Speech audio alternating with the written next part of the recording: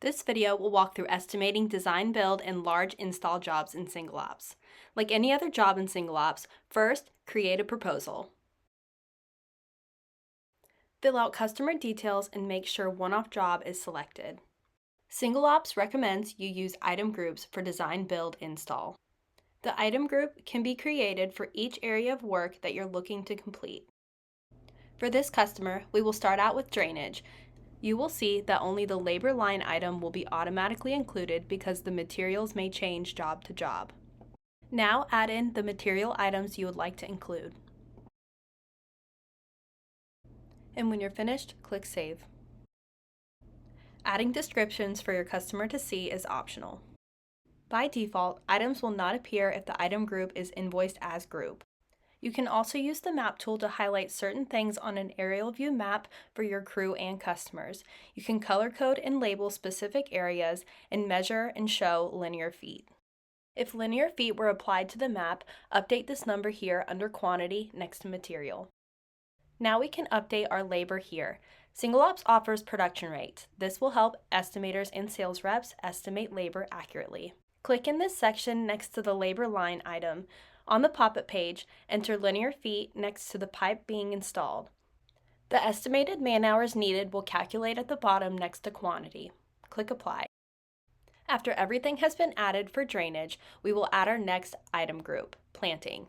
Here, you can see the planting pre-description has already been set up.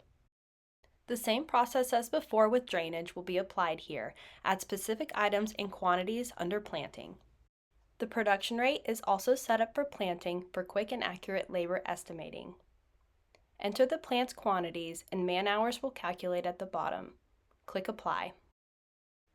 Just like for drainage, the map tool can be used to mark out specific areas, great for things like mulch and pine straw install. Select this icon here at the top of the map and connect the lines to highlight an area. This will calculate square footage. You can also utilize map pins to label specific locations, trees, and areas. This provides a clear visual for your customers if this is selected and for your crew if work order is selected. Now, all of our material items and estimated labor are updated.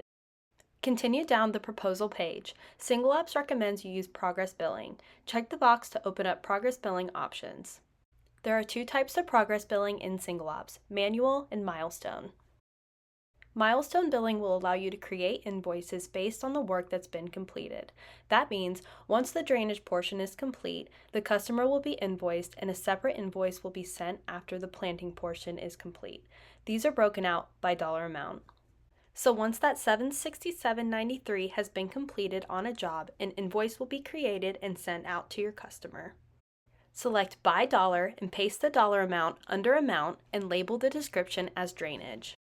Add a milestone for planting, enter the dollar amount, and label description as planting. Another way to use milestone progress billing, select by percentage to bill by completion of job. If you put 100 under the complete percentage, this will generate an invoice after 100% of the job is completed. Now for manual billing. Manual billing is best if you have phases of work and don't need the invoices to show individual line items, but rather have the invoices say something like Phase 1, Phase 2, Phase 3. Once you've chosen your desired billing method, finish the rest of your proposal and enable deposits or financing options depending on your settings.